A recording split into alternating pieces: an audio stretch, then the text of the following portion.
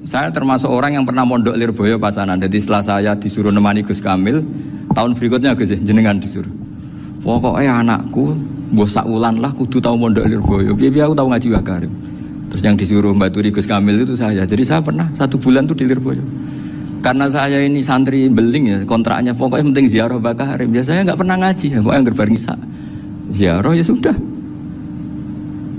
Ngaji subuh ingat saya sama Gus Imam. Itu dari 17 hari ingat saya ngaji 2 kali. Tapi kalau ziarah ke Bakarim sudah lupa jumlahnya karena memang kontraknya disuruh ziarah. Sampai seperti itu. Dan saking senengnya bangun sama Bakarim saya masih ingat. Ngamplopi salam template itu masih ingat untuk Gus Anwar, untuk Gus Imam, untuk Gus Kafabi, termasuk untuk Gus Maksum. Itu malam-malam saya dijak ngamplopin. Zaman itu saya masih ingat Selawewu. Zaman itu kos 1 bulan itu 13.000. Jadi kira-kira kalau 25.000 itu untuk kos 2 bulan. Jadi saya krusnya itu pakai kos. Saya masih ingat Mondok Sarang itu kos 1 bulan 13.000. Berarti kira-kira 500.000 itu di amplopin sendiri sama Bang. Ini untuk Gus War, ini untuk Gus Imam, ini untuk Gus. Padahal Gus Imam ini mondoknya sudah di Mbah Mun. Itu Mbah Mun hormatnya sampai untuk jatah salam template. Nah yang ribet kebalikannya, kita pulang Gus Imam karena melihat Gus Kamil ini putrane Mbah Mun, Gus Kamil disangoni. Saya juga disangoni karena Gus Imam dulu ngaji juga sama Pak D saya, sama keluarga saya. Itu kata Gus Kamil setelah keluar, mau kamu nih gue abal, boten berarti gue aku. Karena ini penting, ini kalau sampai dianggap tukar guling, ribet nih. Jadi ditakwil sendirilah, mau kamu nih gue abal ya, boten yes berarti halal. Tapi sama Mbah Mun ya ditanyanya bukan papa karena untuk meneruskan tradisi bahwa kalau kiai ketemu itu ya saling memberi hadiah, saling itu sudah faqaddimu baina yadayna juakum apa sotaku. Sehingga ketika Krapyak ini punya Bali Maksum alim alama, kemudian melahirkan murid-murid yang juga ibar kayak Mbak Warsun bisa ngarang apa Kamus Al-Munawwir, Pak Bik juga punya karangan Kamus Al-Muasir. Saya itu punya semua. Karena ini adalah buah dari bahwa kita ini tidak kalah sama produk-produk yang di sana. Bahwa produk di kita ini sudah cukup untuk mengantarkan orang menjadi alim alama. Dulu Mbah Zubair ke Mekah ya sudah alim alama. Gus Zufur ke Al-Azhar sudah alim. Semua teman-teman kita ke Mekah itu sudah alim semua. Padahal produk mondoknya ya tadi. Mau digojlok kiai ini, terus mangkel be keamanan biasanya itu. Biasanya musuh besar pondok itu keamanan. Saya mohon kajian kitab Ahli Sunnah saat tadi sudah matur Gus Afif, Gus Picon supaya kitab ini ditakriri lah supaya apa ya lebih apa ya, dan yang narki harus santrinya, jangan bebankan saya. Ini santri yang pernah mulai sama-sama. Biasanya kalau orang NU pesantren terus orang usul jenengan mawon. Senenge lempar-lemparan. Itu kata bapak saya, tawadhu keliru aja. Tawadhu itu aslinya wong ra tanggung jawab. Ben ketok Islami bebo tawadhu aja. Jadi tawadhu itu orang yang sebetulnya agak punya tanggung, ben kesane Islami pura-pura tawadhu. Jadi, tapi saya mohon lah, ini kitab ini bagus sekali. Di antara yang saya senang adalah beliau cerita kalau Imam Syafi'i sering tawassul sama Abi Hanifah. Padahal kalau kita ngaji di kitab-kitab fikih, Abu Hanifah itu kayak tersangka lah di bab ilmu apa? Hadis. Sampai biasa kan di kitab Minhajul Thalibin, walaysa li Abi Hanifah hadisun sahihun. Jadi habis cerita madzhab Malik, madzhab Syafi'i, terus walaysa li Abi Hanifah madzhabun apa hadisun. Wah, kasihan ini. Tapi kalau kamu ngaji Mizan Kubro, Abu Hanifah ini dapat posisi karena mesti Mizan Kubro ngendikan farojal amru ila martabatayil mizan. Kemudian dua madzhab ini sama-sama benar, tinggal kamu milih yang musyaddid apa yang mukhaffif. Milih dosis tinggi apa dosis ringan monggo. Dan itu bapak saya itu kalau pesan sama saya itu enak ngaji wis guyon nice. Wong ning omah mikir utang, mikir wedi bojo macam-macam kok ngaji mbok jak nangis pisan, nangis ping pindho gitu. Sudah jak guyon ae. Paling gak lali. Gitu. Dan beliau punya dalil kul bi fadlillah bi rahmati fa bidzalika falyafrah. Jadi jangan sampai orang ini farah bil maksiyat, jangan sampai orang itu. Dan ini yang saya kenang dari sekian cerita murid Bali. Mbah Ali Maksum ya senangane guyon. Gejol-gejolkan mbek santri guyon. Ini saya maklumatkan ke semua santri beliau bahwa ini bukan sekedar guyon, tapi al-istildad bil mubahat. Ini adalah perlawanan terhadap setan karena banyak orang bisa senang tuh kalau nunggu maksiat. Ini bisa senang dengan sesuatu yang tidak maksiat. Itu kayak apa hebatnya? Makanya Nabi itu kalau ketemu sahabat ya sering ngendikan yang ringan-ringan. Ya Umar ma'afalan duher jong mana piye ije. Kalau ketemu anak kecil ya. Nanti ketemu yang tua-tua yang sudah gak bisa mikir, ya tetap riang. Sehingga ada cerita dalam sebuah tafsir. Ya saya ulang lagi, ada cerita di sebuah tafsir. Kenapa Nabi Musa ditanya Allah, wa matilka biyaminika ya Musa. Ma'ana wa ta'ala a'lam. Tentu Allah sangat tahu yang dibawa Musa itu apa. Karena Allah tahu Nabi Musa itu grogi. Orang dipanggil Wali Maksum pasti grogi, santri dipanggil Mbah Mun pasti grogi. Kenangan saya setiap dipanggil Mbah Mun ya mesti tanya yang ringan-ringan, wis sarapan ya. Arung sarapan ya sarapan.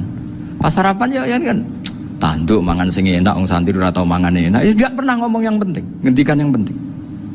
Nah, karena Nabi Musa ini grogi, ini sebagian tafsir. Itu ditanya yang ringan, "Sake iku nggawa apa?" Karena pertanyaannya ringan, Nabi Musa juga ringan. Ya Nabi Musa itu sampai lali, itu pangeran sing ya'lamu sirra wa akhfa. Diterangno. Niki tongkat Gusti. Gunane kathah Gusti tongkat iki. Qala ya aso ya atawakkau 'alaiha wa ahusyu biha 'ala ghanami wal ya fiha ma'arifu ukhra. Oh, tongkat Gusti niki penting Gusti. Nggih nak. Nggih macam-macam lah Gusti. Atawakkau 'alaiha wa ahusyu biha 'ala ghanami kangge menghalokan wal. Masih terangno terakhir dan yang lain-lain Gusti. Wal ya fiha ma'arifu ukhra. Sehingga akhirnya rileks. Karena Nabi Musa terus ngerti. Ternyata ketemu pangeran itu gak seserem yang saya bayangkan gitu. Pertanyaannya ringan. Itu ada ilmunya. Tapi cerita ini yang versi tafsir ini tidak yang seperti di Manaqibul Ghazali. Di beberapa kitab tentang Manaqibul Ghazali diceritakan di alam roh Nabi Muhammad sallallahu alaihi wasallam itu yubahi bi ummati, saking yubahinya sampai ngendikan ulama ummati ka anbiya Bani Israel. Ulama umatku itu pinternya atau statusnya itu mirip-mirip lah. Kaf itu ya mirip-mirip kayak ulamanya nabinya Bani Israel. Akhirnya Nabi Musa itu tersinggung sekali, bagaimana mungkin ulama disamakan dengan apa? Nabi. Sehebat-hebatnya ulama itu kan ndak akan yabluhu darajatan nubuwah atau yartaqi la darajatin nubuwah. Itu akhirnya ya kalau kamu nggak percaya panggil, yang dipanggil Imam Ghazali. Ya Nabi Muhammad juga nggak mau kalah gitu. Kalau manggil ulama RT ya kalah keok. Gitu. Akhirnya Imam Ghazali datang, ditanya sama Musa, Mas muka, nama kamu siapa? Ana Muhammad bin Muhammad Al-Ghazali At-Tusi Asy-Syafi'i. Itu disebut panjang sih. Terus Nabi Musa guyu-guyu. Kamu lama kok ngomong yang nggak penting, ditanya namanya kok penjelasannya sepanjang itu, dianggap itu satu kesalahan. Masa tanyanya nama kok ditanya jawabnya Muhammad bin Muhammad Al-Ghazali At-Tusi Asy-Syafi'i, kepanjangan itu. Ketika Nabi Musa agak mencibir, agak gimana itu, terus Imam Ghazali, kalau ini masalah, lebih masalah jenengan. Apa itu? Yang tanya jenengan tuh Allah ya alamu sirra wa akhfa, dan Allah hanya tanya wa ma tilka biyaminika ya Musa. Harusnya jenengan jawab asoya titik, bukan kepanjangan. Atawakkau 'alaiha wa syubha itu kepanjangan. Allah tanya yang di bawah kamu itu apa? Yang di tangan kamu. Harusnya jawabnya hanya asoya. Tapi kenapa penjelasannya sepanjang itu? Sampai terakhir waliya fiha ma'aribu ukhra. Terus pinter tenan kayak gitu. Terus ada Nabi Musa terus bilang, ya pinter tenan aja gitu. Padahal kita tidak pernah GR seperti itu, kan kebetulan Imam Ghazali gitu. Kalau yang lain mungkin ya keok lah kira-kira gitu. Tapi ini cerita dalam khazanah keilmuan. Benar yang dikatakan Gus Zofur. Saya termasuk orang yang pernah mondok Lirboyo Pasanan. Jadi setelah saya disuruh nemani Gus Kamil, tahun berikutnya Gus jenengan disuruh. Pokoknya anakku mbok sak wulan lah kudu tahu mondok Lirboyo. Biar aku tahu ngaji Wakarim. Terus yang disuruh mbaturi Gus Kamil itu saya. Jadi saya pernah 1 bulan tuh di Lirboyo. Karena saya ini santri beling ya, kontraknya pokoknya penting ziarah Bakarim. Ya saya nggak pernah ngaji, ya, pokoknya gerbar ngisa. Ziarah ya sudah. Ngaji subuh ingat saya sama Gus Imam. Itu dari 17 hari ingat saya ngaji 2 kali. Tapi kalau ziarah ke Bakarim sudah lupa jumlahnya karena memang kontraknya disuruh ziarah. Sampai seperti itu. Dan saking senengnya bangun sama Bakarim sama masih ingat. Ngamplopi salam template itu masih ingat untuk Gus Anwar, untuk Gus Imam, untuk Gus Kafabi, termasuk untuk Gus Maksum. Itu malam-malam saya dijak ngamplopin. Zaman itu saya masih ingat 20.000. Zaman itu kos 1 bulan itu 13.000. Jadi kira-kira kalau 25.000 itu untuk kos 2 bulan. Jadi saya krusnya itu pakai kos. Saya masih ingat Mondok Sarang itu kos 1 bulan 13.000. Berarti kira-kira 500.000 itu di amplopin sendiri sama Mbah Mun. Ini untuk Gus War, ini untuk Gus Imam, ini untuk Gus. Padahal Gus Imam ini mondoknya sudah di Mbah Mun. Itu Mbah Mun hormatnya sampai untuk jatah salam template. Nah yang ribet kebalikannya, kita pulang Gus Imam karena melihat Gus Kamil ini putrane Mbah Mun, Gus Kamil disangoni. Saya juga disangoni karena Gus Imam dulu ngaji juga sama Pak D saya, sama keluarga saya. Itu kata Gus Kamil setelah keluar, mau kamu nih gue abal, berarti gue aku. Karena ini penting, ini kalau sampai dianggap tukar guling, ribet nih.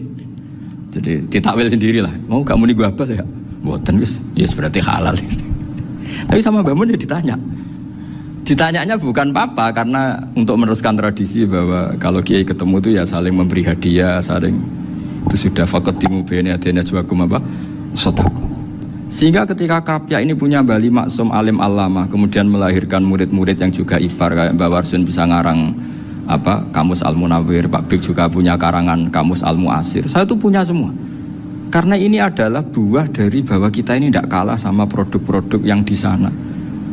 Bahwa produk di kita ini sudah cukup untuk mengantarkan orang menjadi alim alama. Dulu Mbah Zubair ke Mekah ya sudah alim alama. Gus Zufur ke Al-Azhar sudah alim. Semua teman-teman kita ke Mekah itu sudah alim semua. Padahal produk mondoknya ya tadi mau digojlok kiai ini, terus mangkel be keamanan biasanya itu. Biasanya musuh besar pondok itu keamanan. Jadi ya bukan berarti gojlok ibunya Gus Mafto enggak, biasanya keamanan tuh musuhnya apa? Banyak. Jadi cerita-cerita saya mohon sekali murid-murid Krapyak jangan hanya ngaji fikih. Kalau hanya ngaji fikih itu posisi Abu Hanifah itu seakan-akan nyuwun sewu orang yang sangat tidak ahli hadis. Karena beliau di situ kelihatan kalah sekali dengan Imam Syafi'i. Apalagi di perdebatannya Muhammad bin Hasan Asy-Syaibani dengan Imam Syafi'i itu kelihatan sekali betapa Abu Hanifah itu orang yang nyuwun sewu ditinggalkan dalam ilmu hadis. Sampai beliau hanya dapat gelar min ulama ahli ra'yi, termasuk ulama yang kuat logikanya. Juga harus baca kitab-kitab seperti ini. Ternyata di balik Imam Syafi'i mukhalif pada beliau di bab-bab fikih, perilakunya sangat hormat. Sampai beliau tuh kalau tawassul ke kuburannya Abu Hanifah. Dan beliau ngendikan an-nasu fil fiqhi iyalun ala Abu Hanifah. Semua orang yang ahli fikih itu masih anak buahnya Abu Hanifah. Saya berkali-kali cerita, mazhab Syafi'i itu alatut tadhir hanya 2, yaitu alma wa turab. Abu Hanifah nambahi wanar. Alasannya Abu Hanifah orang mukmin yang dosanya banyak itu dibakar di neraka, dan alasannya Allah litadhirihim, untuk mensucikan mereka. Sehingga pikirannya Abu Hanifah an-nar itu min alatit tadhir. Apa yang terjadi ketika bata itu batu bata yang dibakar, di situ campur teletong, campur apa-apa, itu kalau sudah mazhab Abu Hanifah selesai, sudah suci karena sudah ngelewatin pembakaran. Meskipun kita tidak akan kalau kehilangan air terus wudu dengan api, bisa bunyak semua itu. Tapi apapun itu menjadi solusi. Sehingga saya punya kitab namanya Ikhtilafu Malik, Ikhtilafu Malik wa Abu Hanifah atau Ikhtilafu Syafi'i ma Abu Hanifah. Itu kelihatan sekali kalau Abu Hanifah itu nyuruh saya posisinya kalah. Karena yang ngarang orang-orang Syafi'i. Tapi kalau melihat kitab-kitab kewalian, misalnya di kitab Mizan Kubro ini juga sering disebut kisah itu Bali Maksum tentang Imam Sa'roni. Berkali-kali beliau mengutip Mizan Kubro. Itu Abu Hanifah adalah orang yang sangat mukasyafah. Artinya ketika Nabi cerita air wudhu itu menjatuhkan dosa, tidak ada air wudhu yang jatuh ke kamu kecuali saat itu juga dosa kamu jatuh. Itu beliau datang ke Madharota Kufah. Kemudian beliau bilang sama si orang tua tadi, tub anizina. Orangnya terus bilang atubu minazina. Ada lagi pemuda datang dibilangin tub an ukuki walideka, terus bilang tub tu an ukuki walidaya. Sampai yang terakhir ada tub an simai alatilahwi atau an samai alatilahwi, terus tub tu an samai. Ketika orang itu ditanya, kenapa engkau begitu tahu dosanya apa? Saya tahu air wudhu ini menjatuhkan apa. Jadi kira-kira kalau zina mungkin ya batang babi lah. Kalau hanya sekedar melihat bak-bak mungkin ya curut atau tikus lah kira-kira gitu. Nah dulu sediluk ya mungkin ya tikus cilik gitu. Nah dulu suwi ya tikus werok itu atau apalah. Pokoknya beliau itu tahu. Tapi anehnya Abu Hanifah apa? Setelah itu dia nangis minta mukasafahnya ditutup. Ya Allah, saya ini mukasafah kok malah menjadi tahu sawatil mukmin. Padahal aturan syariat jenengan man satara musliman satarahu, bahwa enggak baik melihat jeleknya orang mukmin. Minta ditutup. Makanya saya ini bangga ada mukasafah. Makom yang kita sampai sekarang tuh makom setelah Abu Hanifah mukasafah. Jadi Abu Hanifah repot-repot mukasafah, minta makomnya ditutup, tidak menjadi mukasafah. Dan alhamdulillah kita sudah tidak mukasafah sebelum minta ditutup. Jadi kita ini keren.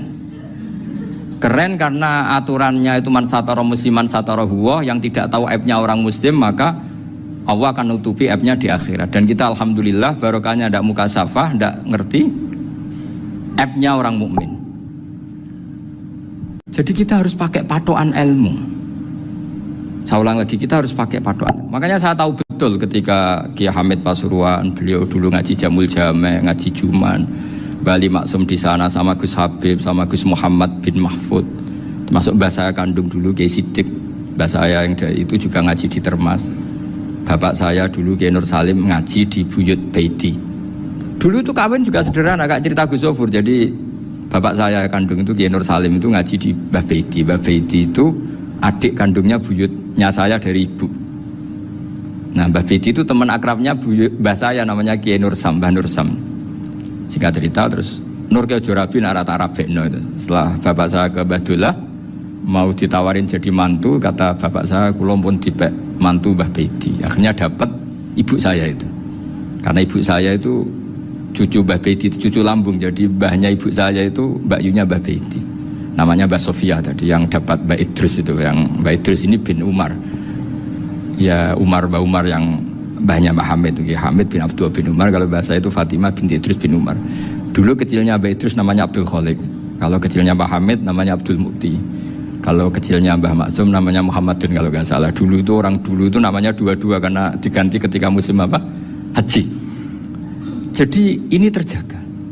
Sehingga tidak ada ceritanya kiai-kiai yang jagongan kemudian santrinya itu yang agak-agak khawarit. Kiai kok sungi-sungi jagongan, gak tahajud, gak duha, itu tidak ada seperti. Karena ini dianggap fi'lul mubahat untuk melawan mungkarat. Jadi sehingga di kitab Ihya diterangkan, kamu jangan ngira orang-orang soleh ketika jagungan itu min ahlil bitolah wa takasul. Itu orang-orang yang pemalas, itu enggak. Tapi mereka bisa mengasyiki Allah. Bahwa dalam jagungan ketemu teman ya asik, gejul-gejulkan sama Pak Maftuh ya asik. Dan keasikan ini bentuk perlawanan terhadap keasikan harus dengan maksiat. Itu kayak apa kalau kita ngaji sampai seperti itu? Termasuk tadi yang diceritakan Pak Maftuh kitab Hunyah. Semoga beliau cerita juga pernah belajar. Saya pernah belajar kitab Hunyah khatam. Itu diantara yang diceritakan Syabdul Qadir Al-Jilani tadi, kata beliau Al-Jilani dipakai Jim Al-Jilani. Ini agak beda dengan kita. Mbah Zubair itu punya kitab namanya Al-Qolaid Al-Uluyah. Beliau menfatwakan nama-nama ajam itu kamu bebas. Ajamiyun fasna bihi masyita. Sehingga kita kalau punya kiai harus mau cokolal ustukhri, sehingga mau cokolal istukhri. Tirmidzi juga nasibnya sama. Qolat rawahut Tirmidziyu, sehingga rawahut Turmudziyu. Yang satu rawahut Tarmidziyu. Ya karena kita keluarganya Tarmidzi apa enggak gitu. Makanya kata Mbah Mun sama masih ingat. Kata cerita Gus Zofur tadi, adabnya Gus Zofur itu cerita tentang keluarga ibunya. Padahal keluarga ibunya juga orang-orang soleh yang luar biasa.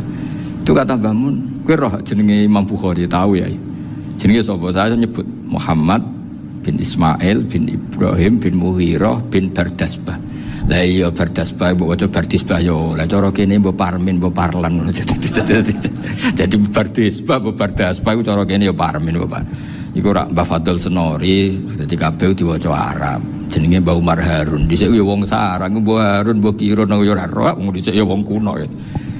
Jadi kalau versi Mbah Fadl, termasuk yang pertama bikin nasab Mbah Maksum itu tulisannya Mbah Fadl yang dikutip Habib Haidar tadi. Ya saya seperti Gus Zofur juga mencari-cari hubungan ulama-ulama di Jawa itu.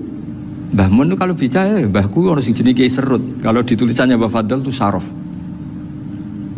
Jadi Mbah Fadl itu fanatik orang-orang alim itu ditulis Arab. Kalau Mbah Mun itu Jawa.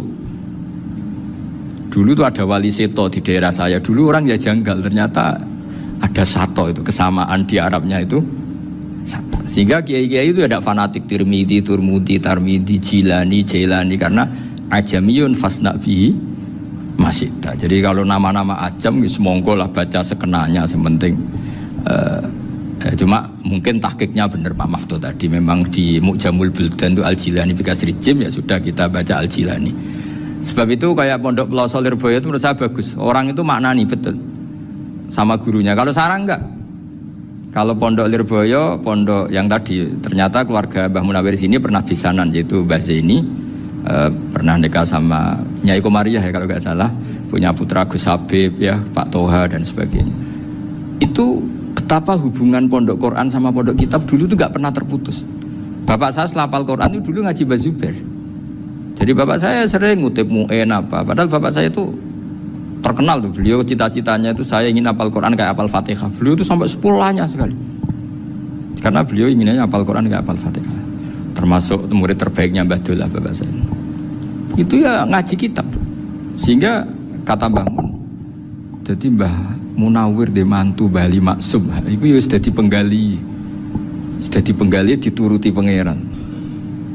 Lahirlah seorang Bali Maksum yang membawa. Tadi dulu itu ya Gus Muhammad yang ngaji di Termas, nanti Mbak Arwani sebelum ngaji di sini ngaji di Tebu Ireng. Sehingga Mbak Arwani bisa ngarang kitab. Beliau ngarang kitab tentang Sab'ah, Faidul Barokat namanya. Ya nulisnya ya fasih ya. Saya punya tulisan tangannya Mbak Arwani itu banyak. Saya juga punya tulisan tangannya Mbah Hasyim Asy'ari ketika nyurati buyut saya yang di Damaran itu pakai bahasa Arab. Jadi dulu itu Mbah Ali Maksum juga sama, surat-suratannya dulu sama tokoh-tokoh Muhammadiyah ya bahasa Arab. Nah ini harus kita dengar dari abna, dari bahwa Mbah Maksum kemarin yang diceritakan Gus Zafur di Khol Mbah Maksum, kowe kudu belo NU, kudu tetap NU, tapi bukan dengan cara membenci Muhammadiyah. Tadi Pak Maftuh menguatkan sanad itu dari Pak Atabik bahwa Muhammadiyah termasuk ahli sunnah wal jamaah karena sama-sama tidak sabus sahabat, sama-sama ikromus sahabat dan sama-sama bermadhab. Nah soal akhirnya ada beberapa yang rapati seneng ngaji ini yang agak ribet. Tapi kamu tidak usah ngeritik Muhammadiyah agak seneng ngaji, kayaknya juga sama, kita nggak seneng ngaji juga banyak itu. Jadi kalau ngeritiknya masalah itu kan kita ya agak-agak sama. Ya jadi ternyata di sini, terus ini yang terakhir supaya nggak lama-lama. Bali juga punya sisi keras sekali. Jadi dalam hal-hal yang khas ini di halaman 87 itu keras sekali. Beliau ngendikan wahal bi jununun hatta usdira amri lil mu'minin alla yazuru rasulahum. Jadi ketika saya tadi sudah bilang bahwa beliau sering muji Ibnu Taimiyah dalam banyak hal. Tapi dalam banyak hal juga beliau mengkritik Ibnu Taimiyah ketika menafsirkan la tusaddur rihal illa ila salasati masajid. Kemudian Ibnu Taimiyah tidak mentasrekkan, tidak mensunatkan ziarah kubur Rasulullah sallallahu alaihi wasallam. Beliau mengkritik. Dan cara mengkritik adalah ngendikan ulaikal ladzina yuriduna ayyahulu bainahu sallallahu alaihi wasallam wa baina ummatihi fi nakhiyatin. Itu adalah orang-orang yang ingin membuat batas antara Nabi dan umatnya. Saya termasuk terinspirasi makalah Bali ini adalah bagaimana Anda mengkafirkan orang Islam berdasar qala Rasulullah sallallahu alaihi wasallam. Wan nabiyyu asyaddun nasi syafaqatan li ummati. Wan nabiyyu akhrasun nas, orang yang paling serius supaya umatnya ini selamat. Kemudian Anda dengan hadisnya Nabi mentafrik bainahu wa baina ummati berdasar dawuh Kanjeng Nabi. Lu cek mentalahan nih. Makanya saya itu enggak pernah keras di bab ini. Misalnya nyuruh sewa ada santri sarang yang nakal, terus saya tidak berani komentar karena saya tahu Mbah Mun itu sangat mencintai santrinya meskipun yang nakal. Saya melihat sendiri, bukan jari ada santri yang cara pelaturan pondok itu diboyong karena nakal. Itu Mbah Mun ngendikan begini, ya jong yo ke diboyong itu cara aturan pondok. Nah aturannya pangeran ngger kowe tobat dadi wong apik ya dadi wong saleh. Ya kowe kudu tetep sering rene, tetep santri kudu dunya akhirat. Soal pondok ya ben ana aturan, ben menjen kowe nakal nemen ya diboyong, tapi kita tetep wong apik.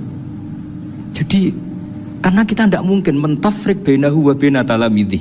Kita tidak mungkin mentafrik baina nabi wa baina ummati karena nabi adalah apa? Asyaddun nasi syafaqatan li ummati. Sampai saking sayangnya nabi itu ngendikan syafaati li ahlil kabair min ummati. Lu koyo opo baiknya nabi? Ora melok nakal, ora melok maksiat, tapi melok nanggung swargane.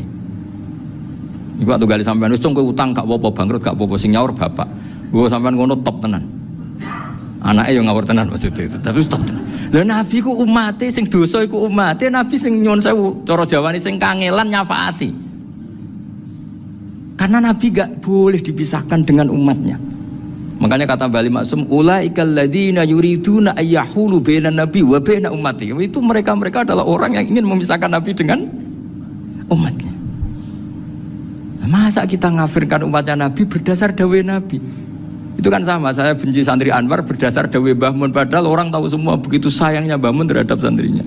Sama juga kamu benci santrinya Bali Maksum berdasar dawai Bali, padahal beliau sangat mencintai santrinya. Nah, kultur-kultur seperti ini tidak boleh hilang.